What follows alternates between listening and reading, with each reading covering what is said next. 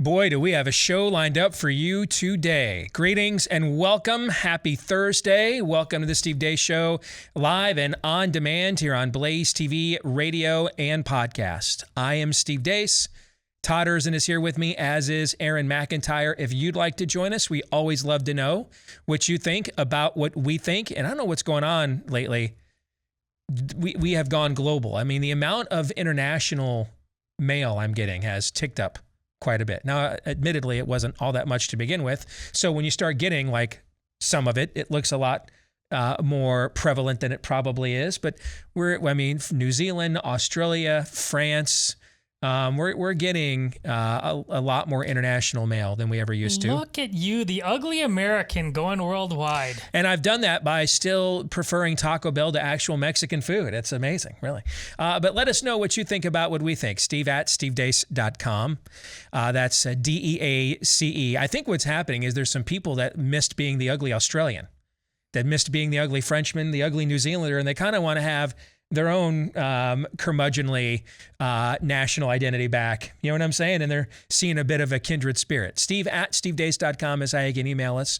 Like us on Facebook, or if you're looking for places that don't censor us, go to MeWe, Parler, and Gab. You can also get free clips of the program at rumble.com/Steve Deace Show, and then follow us on Twitter at Steve Deace Show. And don't forget, the last name is DEACE.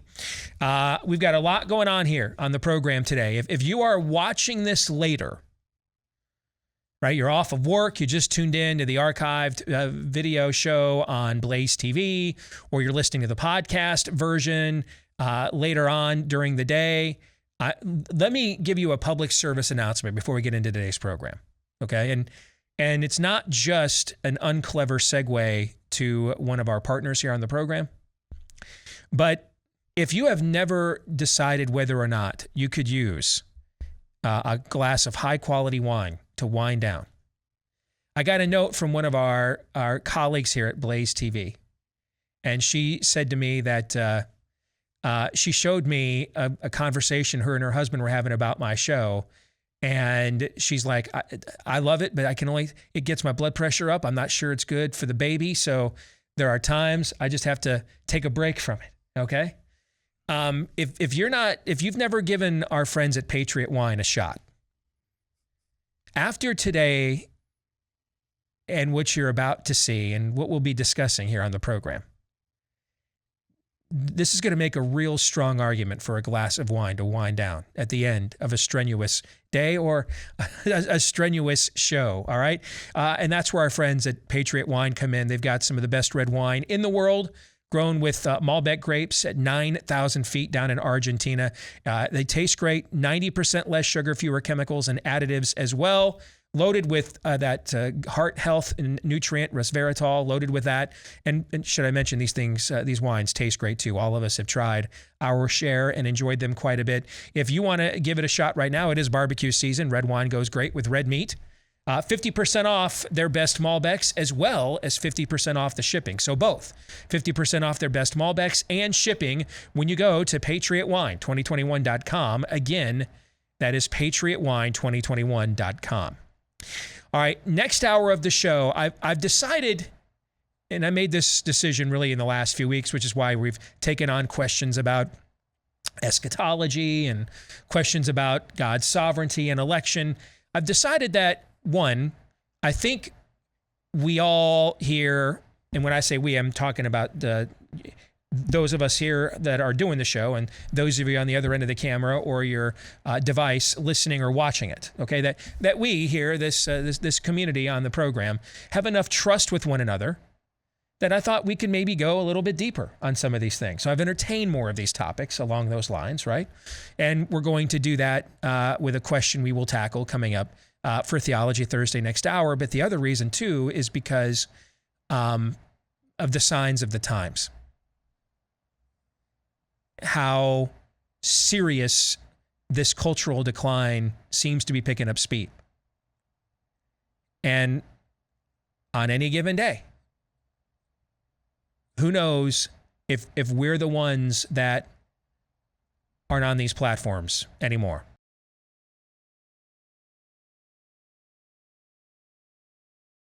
Back with Hour 2, live and on demand here on Blaze TV, radio, and podcast. Steve Deace here with Todd Erzin, Aaron McIntyre, all of you. Let us know what you think about what we think via the stevedeace.com inbox, steve@stevedeace.com. That's how you can email the program. You can also like us on Facebook, MeWe, Parler, and Gab. Look for Steve Deace there. Follow me on Twitter, @Steve Deace Show. And if you're looking for free clips of the program, that you can watch and then hopefully sample and show and share to others, go to rumble.com/Steve Deace Show as well. That's rumble.com/Steve Deace Show. If you're a podcast listener, we appreciate you so very much.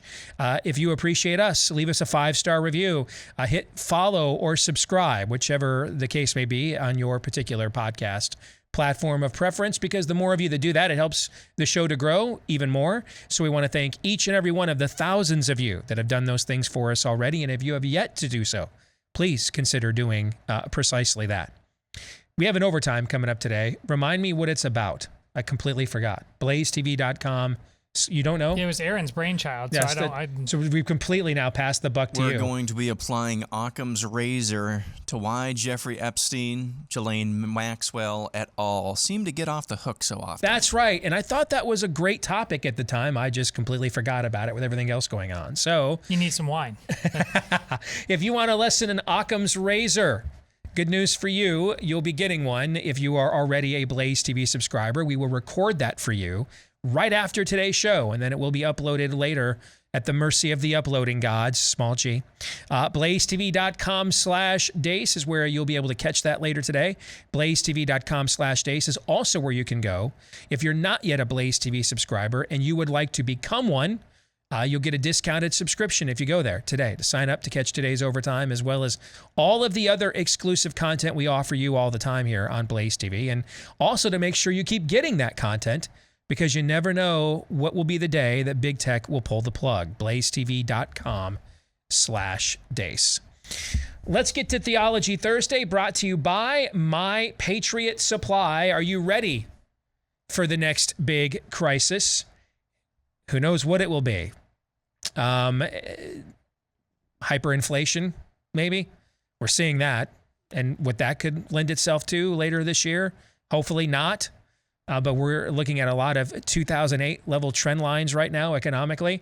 Whatever happens, could be just, heaven forbid, a natural disaster.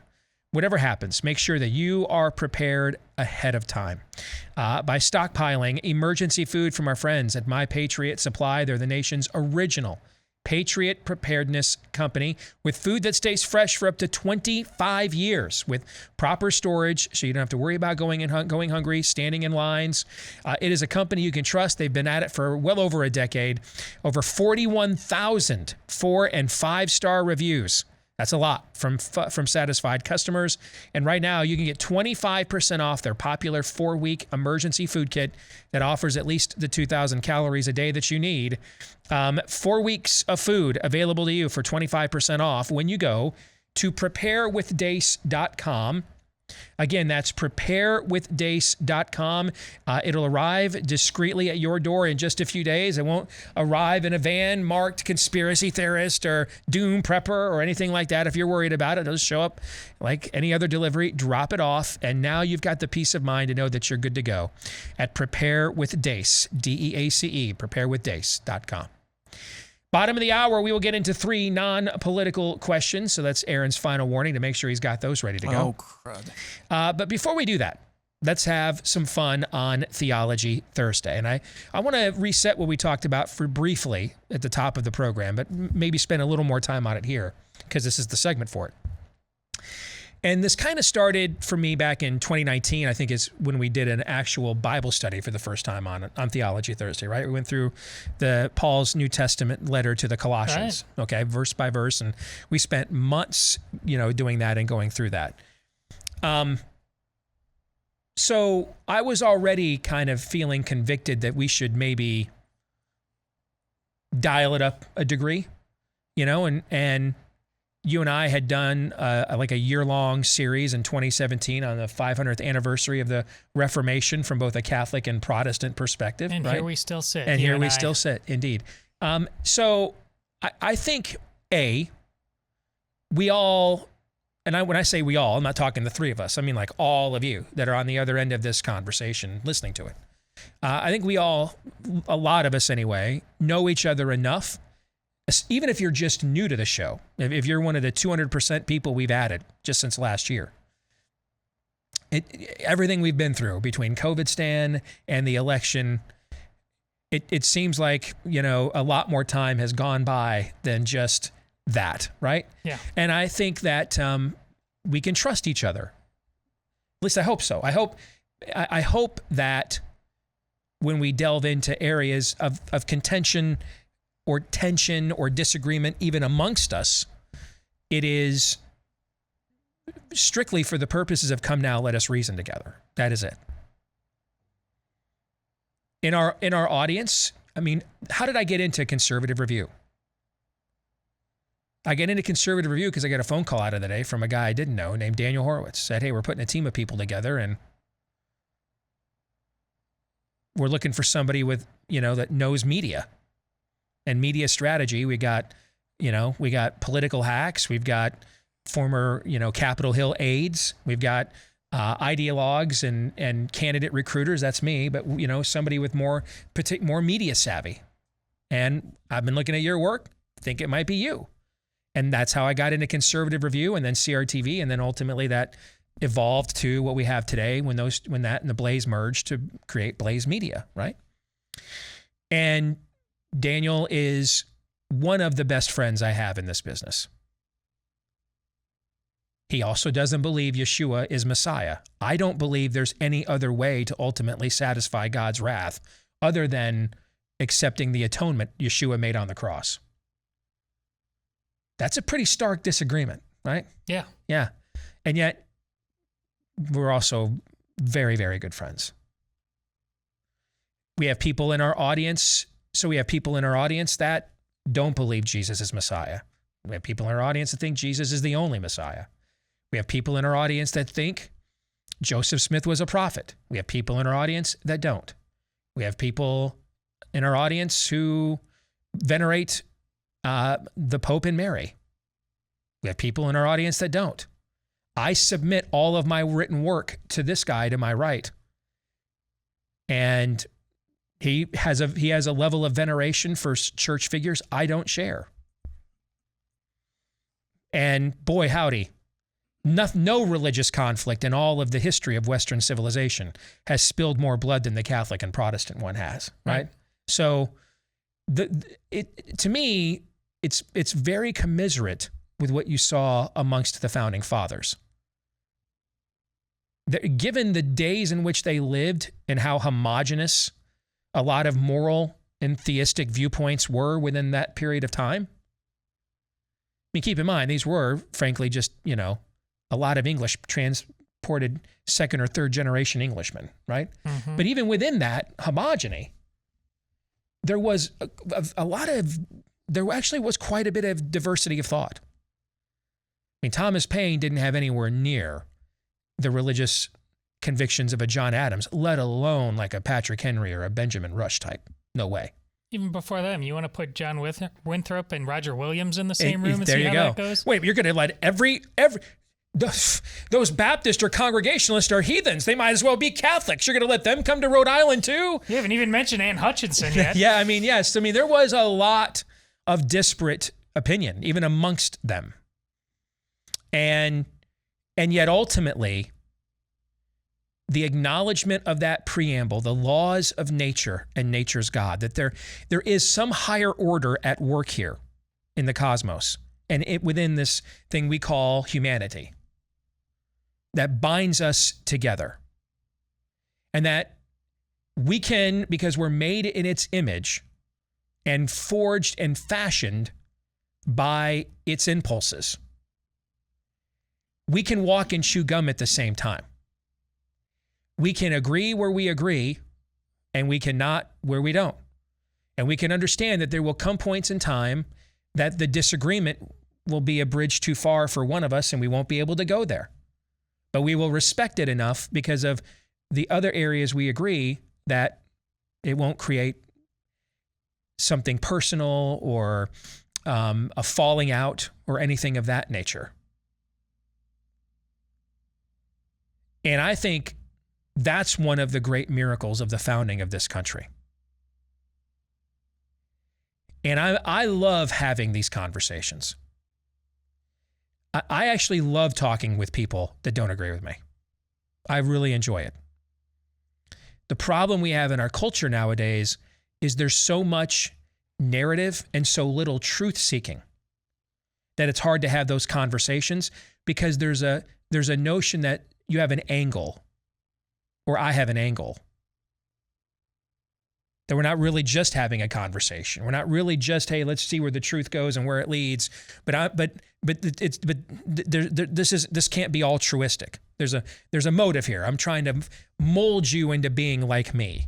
Now, obviously, I think what I believe is correct. Otherwise, what would be the point in believing it, right? Of course. Of course. But I'm also not threatened by the possibility that I might every now and then, I might be wrong. There might be viewpoints out there that I had not considered. Because ultimately, I just want to know what's true. I grew up a lot without knowing the truth about things. Who was my biological dad? Why do we move all the time? How come some days my dad is a model dad, and then the next day is just a villain? What's the truth? I just want to know the truth. I just give me the truth. That's really my agenda. These guys work with me every day. Are there things I share with them I don't share with you on the air? Of course there is. Am I pious? Am I altruistic? Would that be true? No, that would not be true, correct? I'm neither of those things. I'm still a guy. But is it true that I just really, my number one driving force in and above everything else is I really do just want to know what the truth is? Yes. That's really my driving impulse. Whether it's Michigan football or theological matters of the utmost importance. That's exactly right. I really I'm frustrated when I feel like the truth is hidden from me. I crave it.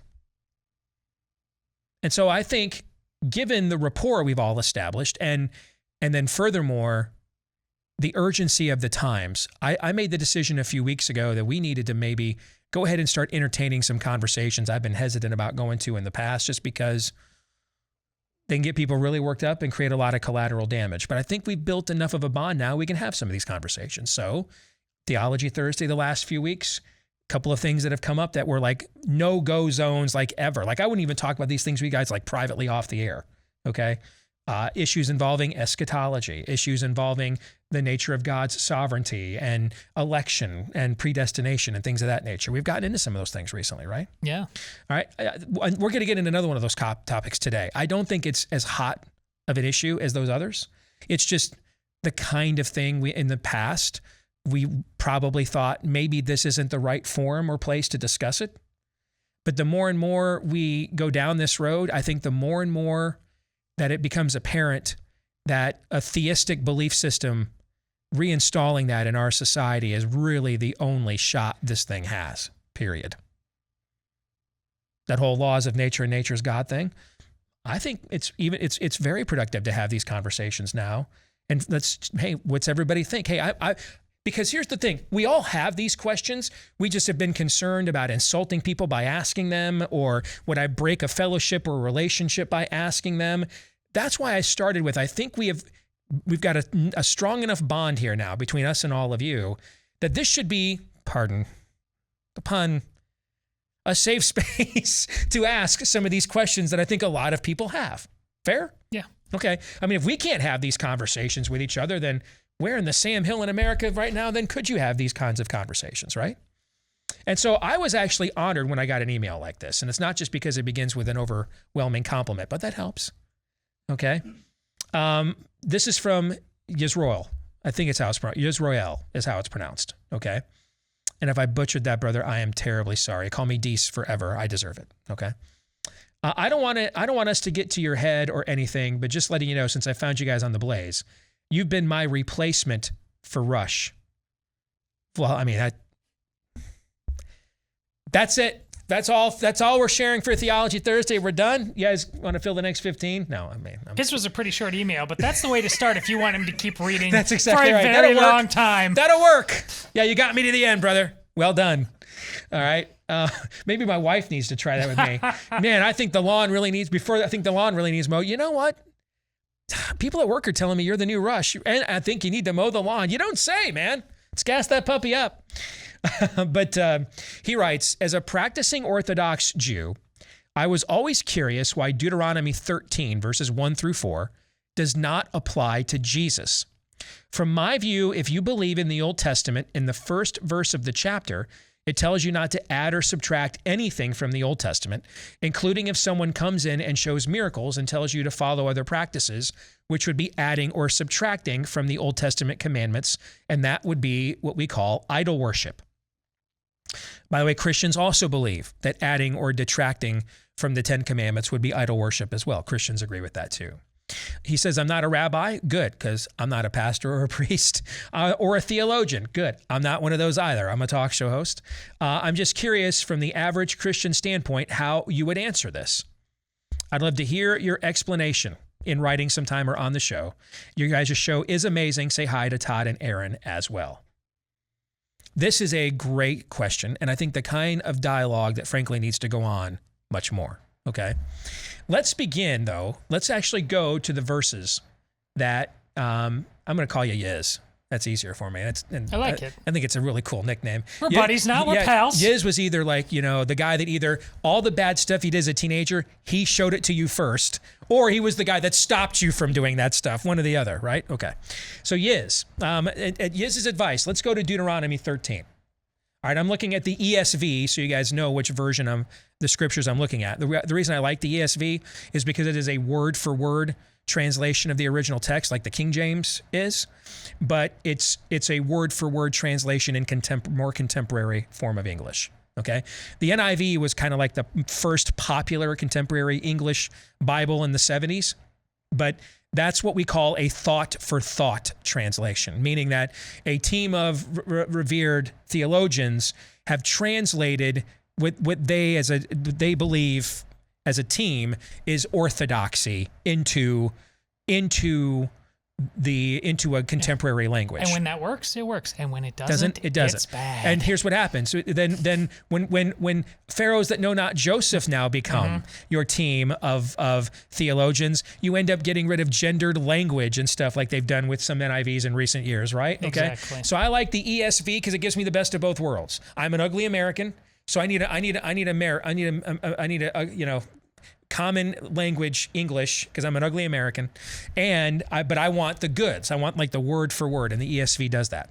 So here's what the ESV says in verses 1 through 4 of Deuteronomy. If a prophet or a dreamer of dreams arises among you and gives you a sign or a wonder, and the sign or wonder that he tells you comes to pass, and if he says, let us go after other gods, which you have not known, and let us serve them, you shall not listen to the words of that prophet or that dreamer of dreams. For the Lord your God is testing you to know whether you love the Lord your God with all your heart and with all your soul. You shall walk after the Lord your God and fear him, and keep his commandments and obey his voice, and you shall serve him and hold fast to him. So the first thing is your question.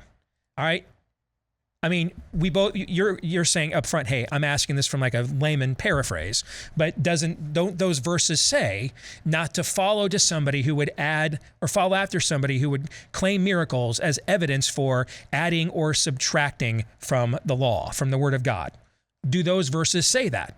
Pretty clearly, actually. Okay, pretty clearly. So your question is from the right premise. But then we have to ask about your application. Does Jesus apply here? So let me give you what I believe, under my best understanding, would be a Christian orthodoxy response to your challenge. And the answer would be from Jesus' own words.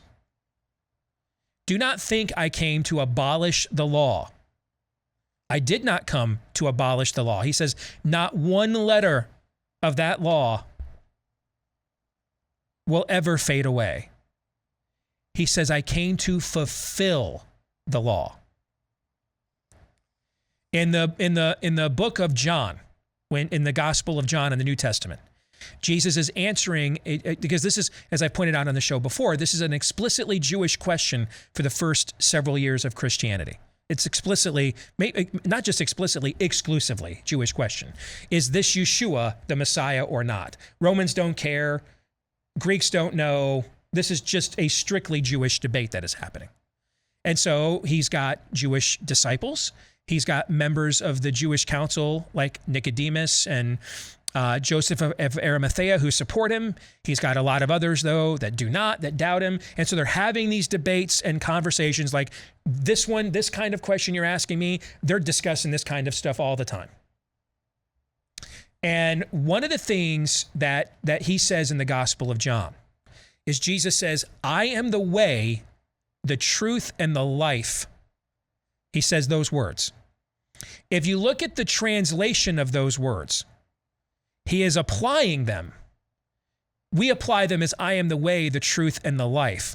But to an explicitly Jewish audience, those words actually translate in a way that's far more personal to them. He's telling them, I'm your way. I'm the way. I'm your way. I'm the fulfillment of the law and the prophets, of the Psalms. What you've been waiting for is me. And I'm not here to cancel any of those things out. I'm here to fulfill them. His last words at the cross are, it is finished, but I would argue a more precise interpretation is, it is accomplished. What is accomplished? That the wrath of God, as revealed through his word, his law, has been satisfied by through the sacrifice of his son. That's what it means. Satisfied. Does it say canceled? No. Does it say erased? No. Does it say taken away? No. No. Satisfied.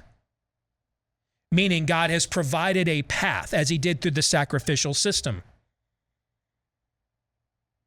A path for you to experience redemption for your sins this side of heaven. But there was still a barrier between us and heaven, which was symbolized by the veil that covered the Holy of Holies that only one priest per year was permitted to penetrate because of how holy and sanctified that place was, that was kind of considered to be the literal resting place of the Spirit of God within his temple. And that was a reminder of the separation, as Isaiah says, the menstrual rags that our best efforts at living up to God's standard amount to compared to God's righteousness and holiness. We just can't hold his jockstrap, as the great prophet Larry Holmes once put it. So God's wrath remains. It exists. His law is still in effect. Nothing's been canceled. Nothing's been added. Nothing's been taken away. In fact, the first debate that was had within the Christian church amongst the Jewish leaders of the church, they held a council in Jerusalem about this very question, because now they're taking the gospel to Gentiles, to uncircumcised people. And so how much do they have to still abide by Jewish custom and tradition? They had this very argument, because they all carried these customs and legacies with them into now a messianic understanding. So just as the sacrificial system was there to provide relief for judgment in the now, Jesus is the sacrifice that provides relief for the judgment we deserve in the here, the now, and the world to come, forever and ever, world without end. Amen. That is, Christians would argue that sacrificial system was to point the way, ultimately, to the sacrifice that the Messiah would make on behalf of us to satisfy the wrath of God. So the Christian ultimately is the Christian answer to your challenge is that Jesus did not add anything, didn't subtract anything. In fact, if you go through the New Testament during the Gospels, you see Jesus even do things so that, quote, all righteousness will be fulfilled. Meaning he is attempting to make sure we're checking boxes, to make sure that he is not taking away or adding anything away. But that ultimately it was pointing the way to how we would have our sins and the judgment and wrath of God we deserve satisfied once and for all. And that's how God's wrath was satisfied, the sacrifice of his Son, the Lamb of God who takes away the sins of the world. And he did that not to take anything away from anything Moses wrote or any of the prophets or anything David wrote in the Psalms. But he did that in order to fulfill them all. That is a great question, Yiz. We got a couple of minutes. You guys want to chime in on that answer at all? Oh, yeah. Yeah. When you say, why doesn't this apply to Jesus? Not only does it, but nobody thinks it applies to Jesus more than Jesus himself. This is what Steve's talking about, checking boxes. Jesus goes out of his way so much that a different kind of confusion, I know, entered in my mind as a young reader of the New Testament. When he's the Great Commission at the end, he's disciples, go forth, talk about things. Yet after miracles, how many times does he tell, don't go tell anybody? Go and do what the law and the prophets. Yes. It's because of this. Yes. We're not supposed to be going out and shouting about this. We are supposed to be honoring the God of the Old Testament because he is the God of the Old Testament. I mean, that answer, your question is so beloved by the Lord that he made sure that these miracles should not be told about because Jesus knew they would be confusing in the way you're asking about. Mm-hmm. It's a brilliant question. Mm-hmm. That's kind of where I was going because in the Christian theology, who wrote that passage from Deuteronomy? Who wrote that? Now, a human author did, but it was God speaking through the human author. And who also is God? That would be Jesus, the same person who you were asking about under the Christian theology. And I recognize you're coming from the Jewish tradition and Jewish theology. It's the same person. And so the question, it's a great question.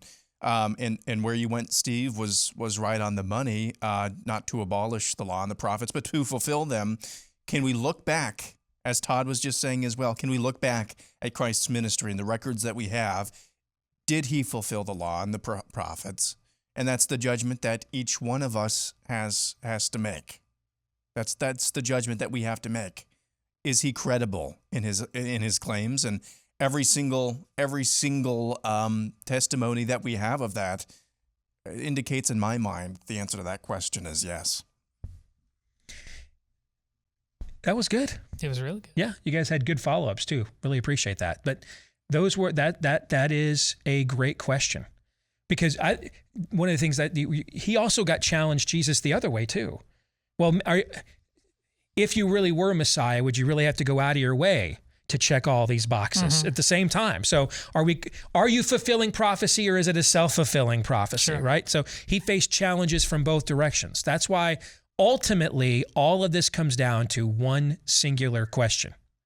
Did he walk out of the tomb or not? That's what it really ultimately comes down to. If he did, then the conversation we had is very meaningful. If he did not, then maybe it was interesting, but that's all that it was. There wasn't much meaning to it at all. All right. 3 non-political questions are next.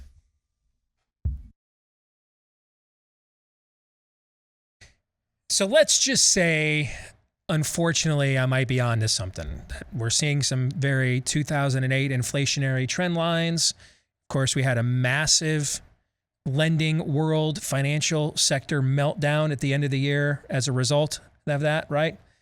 Now, therefore, we ended up actually moving into the house we live in now 2 years earlier than we planned. You're supposed to spend like at least 5 years in your first home, right? We only spent 3 because I was reading some stuff that this thing was going to blow up. And I'm like, we got to move now. Otherwise, we might be stuck here. Who knows what the lending world is going to look like if that happens. And we ended up, unfortunately, that move ended up being correct. We got in our house about a year earlier, and then the next year after we moved in, meltdown. Okay. If I'm right about that, now would be a good time. Take advantage of an aggressive pricing market, particularly if you're on the selling end. And then you're on the buying end and you want to get into that next home, you might want to do it now before who knows how they will respond if we have another 2008 kind of a meltdown. But make sure you go in, though, during such unprecedented times. Bing. Thank you. With a real estate agent that you can trust. And the name kind of says it all on where you would find said person. realestateagentsitrust.com, realestateagentsitrust.com. And chances are we won't just find you an agent, but a fellow Blaze listener or viewer, because that's kind of how this effort began, was connecting people that are trustworthy, verified successes in real estate with people that are looking for such an agent. And it just kind of blew up and mushroomed from there. So check out the website.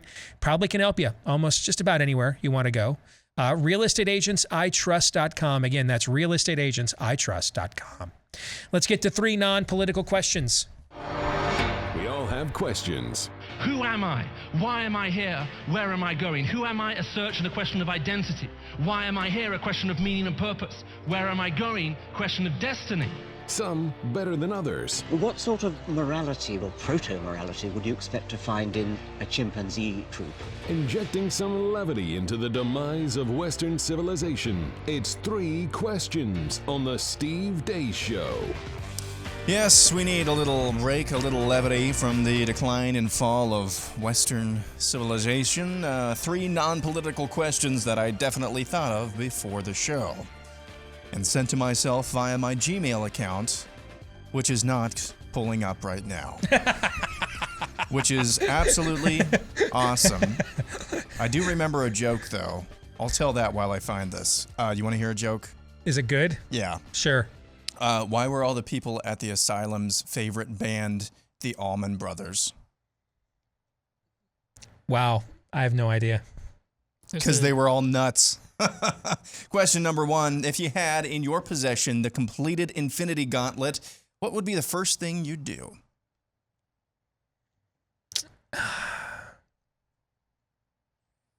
Go to the end of time. I know I should give an answer like smash it. No human deserves that kind of power and authority. But we all think we're Aragorn. We're all really Denethor, okay? And Aragorn knows this. That's why he doesn't want any part of it, because he knows that the only difference between him and Denethor is getting his hands on that thing. That's the only difference, all right? So if you're going to give it to me, I'd love to tell you, man, I'd just smash it, But the first word of total depravity is what? Total. Total. Would that include me in the total? Yes. Yeah. Okay. Yeah. Okay. That's kind of what total means then. I'm included. Yes. Yeah. I'm lumped in there. Yeah. So I wish I could tell you, man, I'd be like, no human should have such power. I'm crushing it. I'm smashing it. I'm throwing it into the fire. But I'd be like, but first I'm going to go check out what the end of time looks like. And because that's what I would be curious about. We haven't done this in a while. Get rid of instant replay. This deeply philosophical calculus, and you just respond with instant replay's got to go. Trust me. That would set a tone, man. Instant replays. That would set a tone. I like instant replay. I just replay review. That's the crux here. I'm surprised Todd didn't say this, although his answer is not that surprising. I would go back and get almost anybody other than Kathleen Kennedy to do the Star Wars. Nice. Go back in time to do that. So. But think about, wouldn't that be like the ultimate time machine? To go back and just go through history and be at events, because like a lot of the events you want to be at, there's like no running water, no plumbing, right? So you don't want to like have to like live in those events. You just kind of pop in, pop out. You know what I'm saying? You just bring the TARDIS with us, basically. Yeah, you're just there and then you're out whenever you want to get out. Yeah, you can step in, watch Luther nail 95 Theses to the Wittenberg door for like 10 minutes, and you're right back in your flat, man, eating your Taco Bell. You know what I'm saying? I don't know. Maybe I'm totally talking myself into Denethor in this thing. I like how you thought you were being deep about this at the beginning. Now we're talking about plumbing. Number 2, if you were coaching a major college football team specifically, what would be your strategy to deal with this new name, image, and likeness era? I would let me just do what I'd do if I was Michigan, the team, my favorite team. I've got the largest living alumni base in the world. I have more billionaires associated with me than just about any public university in the world. I am going to amass all of those resources. We are going to create a promotional company amongst these boosters, marketed directly to our fans. Other people can buy the products and everything too if they want, but we're going to primarily do this in-house within our own fans because that's a large enough fan base in and of itself. And the company we're going to create is a promotional company, a version of like a Cameo or those kinds of things where athletes are promoting themselves. And this is just simply a promotional company. And the boosters are putting up the money within this company to pay the athletes within our program to be the pitchmen. And so you're pitching the product, and then we're paying you more money than you'd make under the table at the SEC in order to do this instead. That's what we would do. We would create essentially a dummy corporation, but it's a real one. It's sole just a role. Clearinghouse. It's just a clearinghouse place to funnel the money through, and that this is the service, and you're all pitchmen, you're all endorsers, and you're all getting $250,000 or $300,000 to $400,000 or $500,000 a year, every last one of you, at least on the football team, or the basketball team. And that's what you get if you come and play at Michigan. It starts at $250,000, and you might have more value if you're the starting quarterback or a Heisman Trophy caliber running back or Hunter Dickinson, who's a returning basketball All-American. But I'd be pooling those resources into a specific corporate environment because the NIL is no rules other than they have to be providing a service, right? So here's the service. You're all pitchmen. We handle all the accounting, all the legalities, everything, because you're doing it through our company, run by our boosters, okay? And they're going to make sure you're paid at the top of whatever the market is. You're going to set the market every single year. That's what I do. Listen. And then I might beat Ohio State more than once in 15 years, maybe. Yeah. I would say the thing that in my years, and I'm talking going back 25 years when I was coaching high school kids, I would say this, and you're going to say, no, you wouldn't say that. I promise you, I would say this. I'd sleep well at night. This is exactly what I would do. I'd say, gentlemen, you have a nice opportunity here that nobody ever had before to make a little money representing good businesses, good people in your community. More power to you. You go right ahead. But don't you ever forget that you have these blessings of liberty because you are on this team at this school. This was not slavery beforehand. And anybody who telling you different, like the former guy from Duke, whose name I also, Jay Billis, is lying to you. You were blessed before, you're even more blessed now. If you ever forget in engaging in this business that you are not blessed to have these opportunities because you're on this team, I will go out of my way to make sure that these blessings that you've added into your life are not possible because you will be sitting on this bench and it'll be publicly known because you made yourself better, set apart above this team. That will never be true as long as you're part of this program. Don't test me on this. Don't play with me on this. I promise you at the end of the day, I will enforce this rule with extreme prejudice. You're either on this team or you aren't. That didn't change because of this new name, image, and likeness. I love that approach. In fact, I'd make that part of what I just said. Hey, you're going to honor this in exchange for getting a chance to participate in this system, this completely legal and now NCAA compliant money laundering scheme that we created for you. Yeah, I like it. I like both of your answers. Excuse me. I like both of your answers. I think what a lot of people forget about, and there are going to be elements, and I'm putting it mildly here, of the Wild West with the transfer portal as well as name, image, and likeness. But here's what a lot of people forget, I think. where does the power to set a player's actual value, not artificial value, $1 million for a handshake from a booster? No, who has still the ultimate power of setting a player's actual value to a team and thus to whatever market they're in? It's still the guy who puts them on the field to play the game. That would be me, the coach. And so I would remind them of that. You know, if this becomes any sort of a distraction, any sort of a distraction to you or our team, then sorry, man, that's going to hurt your playing time and then your future value as well.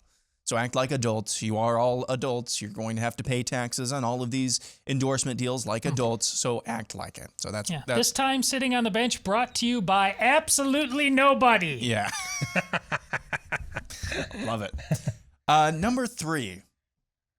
Want us to be a little bit creative here. What are the most effective ways, when necessary and needed, to mock atheism? I think the most effective mockery of atheism I have ever heard is, and I've mentioned this on the show over the years several times, it's what Ben Stein does to Richard Dawkins, considered the #1 atheist badass of the age. And Ben Stein just walks in all 5'8" with his glasses and just breaks him down and Expelled in real time. You watch him just break him down by doing nothing other than repeatedly asking the question, why? Why? Over and over and over and over again. And he finally breaks Dawkins down, the terror of Western atheism and materialism. He finally breaks him down to the point that, what is it he says? That aliens came from crystals, or so there is a God after all. Yeah, that someone is. Yeah, someone's the engineer. They're the engineers. They're not the God. Okay, but to me, I just think it's the most pestering question from your children when they're little. Why?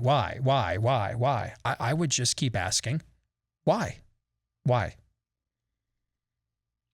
Yeah, I think using these people often are the same people who will say they follow the website I bleeping love science. So if you can use mathematics on them, a great book by Gerard Schroeder, the Science of God. It just does the probabilities. It crunches the numbers. It like their notions of evolution leading to what we have now are so mathematically improbable that to not even beg the question, to not even park yourself at not atheism, but forgive me, the ambiguous word is escaping me, where you're not agnostic. Thank you.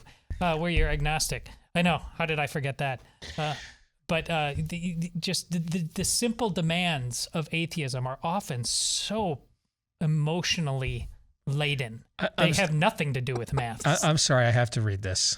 Okay, forgive me. I wanted to let you. Are you finished? Okay.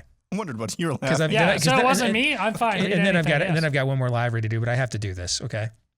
Nobody has ever heard of some of these people that worked for me in D.C. All of a sudden, the fake news starts calling them, some of them by no means all, feel emboldened, brave, and for the first time in their lives, they feel like they're something special, not the losers that they are, and they talk. Many say I am the greatest star maker of all time, but some of the stars I produced are actually made of garbage. Is that Trump? That is a statement that Trump just put out. I'm sorry.